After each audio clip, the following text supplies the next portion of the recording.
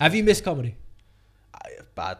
Yeah. Do you know what? It's weird because at first I was like, because the last couple of years have been mad. I was like, do you know what? This is actually alright. I'm gonna like have a break, meditate a little bit. Yeah, do some yoga. I was enjoying it, and then I was alright for longer than I thought I'd be alright for. Come off Instagram and then I was like, sound. And then one day I was like, oh, I want to do a gig. No one's looking at me. Yeah. I was like that. My missus was going mental because I was like trying stuff out in front of her, and she's like, It's like the first time I'm saying it as well, so it's like it's very rough. So I'm like, hey, what do you think of this? I got this bit. And you try and slip it in like it's normal conversation. Yeah. And you're going, yeah. This is very structured. Why's he got a call back? Call him back to something he said this morning. So, there's me thinking I'm dead smart. Over the muesli. Yeah. I'll plant the seed now. Come back to it later. No, you can't do that. But yeah, I was getting like a bit like, that's why I started doing sketches and that, because I was like, at least I'm making people laugh still. Yeah. Got to do something. Because you do a lot of you do a lot. Did the helicopter thing ever come off? Nah, we did like 4 live streams of this helicopter thing, but then I realised I thought the advert for that was one of the best things I've ever seen in my life. it was a great advert, but that was about it. The actual content was no. But the thing is I didn't do it. It was my fault because I was getting guests on, and firstly, like every time there was technical difficulties, and then like I should have been a character. And I was just doing it. It ended up just because I was just getting mates on. Oh, yeah. What I should have been doing. Like, the whole premise was I was a helicopter pilot and I would fly. It was supposed to be like when we were driving to gigs. Yeah. But we were flying a helicopter because it could be a bit more free now. And we'd fly to the gig, and then we'd get close to the gig and something would happen to the helicopter. And I had little video effects where, like, you know, like, so like I'd taken the bit from Rambo, you know, where the guy So like and I was like, oh, sorry about this, Adam. We're under attack. Did you bring a parachute? And then I'd jump out the helicopter and the helicopter would crash, and then it would come up RIP whoever the guest was, and then that was the whole premise. So I was supposed to be the pilot, but I was just doing it as like a chat and then going like, anyway, you're gonna die now.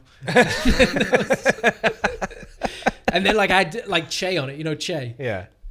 He genuinely ran around his room trying to find a parachute because he wasn't listening anymore to the fact that I was like, no, the live stream's finished. It was like 10 minutes after the live stream. He like put a bag on his back and everything, and then couldn't get out of it. Jumped out of his window. Yeah. I was like, oh God, what's happened? We're like on the Zoom call afterwards watching Che just run around his house. I was like, Che, we finished. I've done. But yeah, I was supposed to do it as a character and I didn't do it as a character. So it ended up just being like a podcast. And I was like, why am I doing I look mental. I'm just doing a podcast in a helicopter. Like, it was pointless. So I stopped it. Just didn't go. Didn't work. And no one was tuning in anyway. Got like 4 viewers. One of them was me. Want to watch back because I was like, there's a good bit in there. I need to write that down. Because you put a lot of effort. Sometimes you do like do all this effort and then go, I put in loads. I put in loads of effort and then like see like how many retweets or likes it gets, and I go, yeah, it wasn't worth it. 3 likes. And then someone writes the word pandemic. Yeah. And people like some girl comes on. Like, I do think I watch some of your videos and I think I've never put that much effort into anything. I don't think. Yeah, you haven't. Anything. I haven't. So, I know. Like genuinely, I've known you for years, but like, never seen you. You'd turn up and go, "Do you do?" Yeah.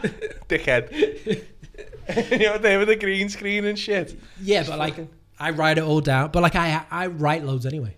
Yeah. Like we were joking before. You don't write jokes, no, but I you're don't. like a born. You've got charisma. This is what we meet. Like when I was saying people hate me, it's because I've got no charisma. I got none. Got none in the States. I got like trying to create charisma for yourself. Yeah. I'm like, I like tried to be charismatic in that. My missus is like, just do like the comedy. I'm like, it doesn't work like that, love. It doesn't work. I can't. If I have this conversation 6 times, by the 6th one, I'll probably be sounding it. Yeah. That's the thing. Like, it's. If you ever watch that Seinfeld thing where he's like, I can talk to all of you right now. This isn't a problem. A lot of people get like. They're like, how do you get up on stage and talk to loads of people? And you're like, it's dead easy. Yeah. But one-on-one after the gig, I'm so awkward with people. Mate, to be fair, I'm like that though. Like I'm quite quiet off stage. Like I'm comfortable with you. But like people get disappointed with me. But I know exactly what you mean. I say shit on stage I would not say to my closest friend. No. And for some reason on stage, I'm just, especially when stuff's going bad, Like when there's a bit of tension in the room and you know you're in that free fall.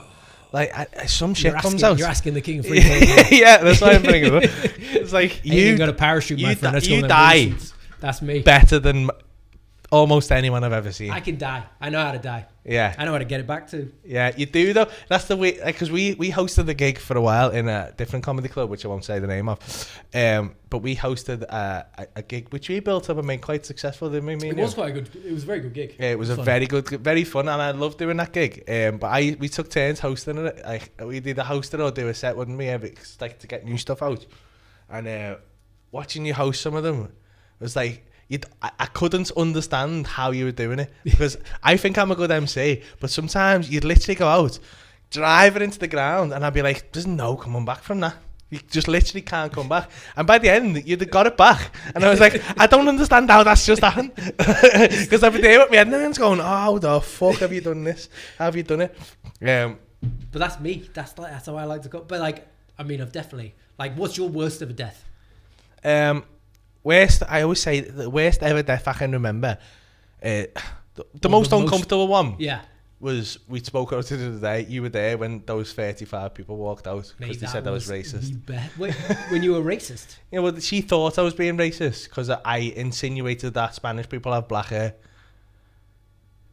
Because I called a guy, because I stereotypically named the guy Pedro because he looked Spanish. Right. Because he had like olive skin and dark hair. Yeah. Which I didn't even make up. It was a lad and he was called Pedro and I didn't question it. Now, maybe that is my white privilege or instilled racism, and I apologise in retrospect for that. But at the time, I didn't think that was racist. The thing is, like, I think you need to get, like, the thing is, a lot of people judge you by, like, the wrong standards when you're on. Do you know what I mean? Yeah. Like, unless you're saying something out and out racist, you got to give a bit of leeway to what they meant. Do you know, like I've said stuff to, like, I said something to a woman once in the crowd. She said something about Churchill, and then I made a joke about her, like, being 7 times as old as she was because Churchill the dog. Oh, yeah. But no one got it, so I said, because the dog. And they thought I meant she was a dog. But, like, I was like, no, it's the church. And then when I explained it, they were like, but they'd already booed me.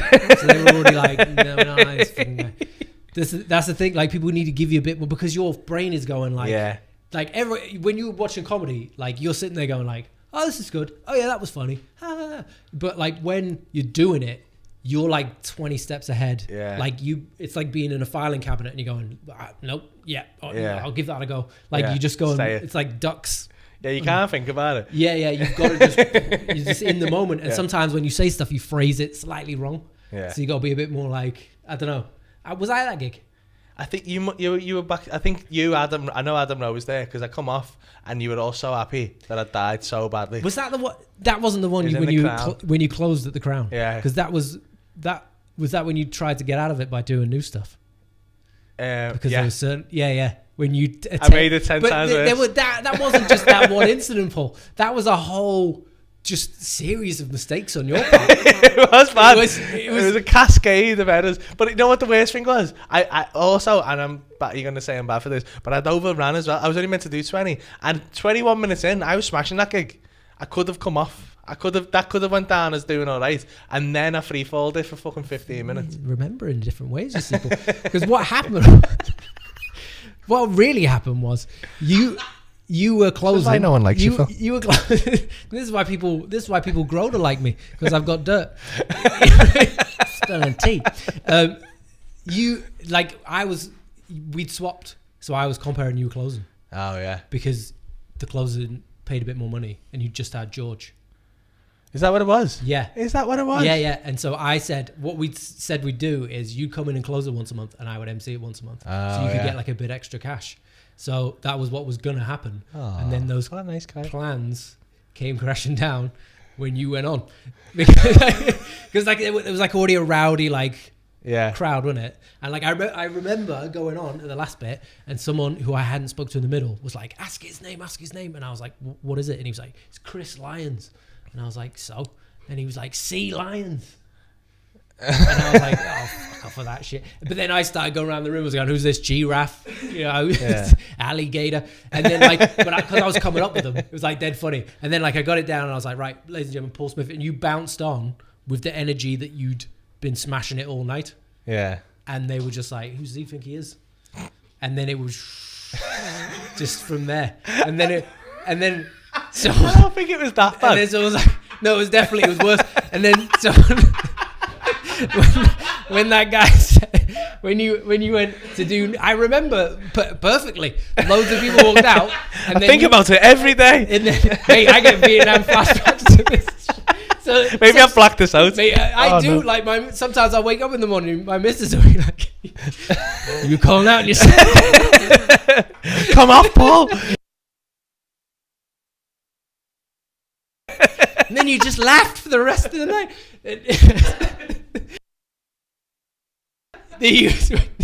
It was when you went, you went, shall I try some new stuff? And you were dying, and like, I guess if that's what you think is this calls for. And you walked off, you went backstage, and Binty, and I ran back because I thought, has he come off now? I remember and he you were said, rifling through your what bag. What are you doing? He went, what are you doing? And you looked up with like tears. You're like, no. And I was like, he definitely doesn't know. But then at this I don't know. That was when all the people walked out. Yeah. And then that was when the bar staff came upstairs and they were like, is the show finished? And I was like, nope. Stick around. Yeah, well, she come up to me at the end and kicked off after the show. Yeah. Because she said I was xenophobic. And that's why they left, though. Yeah. But they went and waited downstairs to come in. Yeah. But then there was like a bit where some bloke went, do the treadmill bit, Paul. And it wasn't going well. And I was like, no. And you were like, nah. And then like, me and Ro were like, do the treadmill bit. And then you did the treadmill bit. And it didn't work. And mate, if that doesn't work, that's bad. Not only is it bad if it doesn't work, it was never going to work. Mate, I know. I knew going in as well. I was like, I'm going to be running for fucking 10 minutes here to nothing. Yeah. Well, you pulled out of it after about 7. Yeah. It's not and you were like, I'm just defeated. And then we went out drinking. Yeah. See, that's those are the fun nights, the deaths.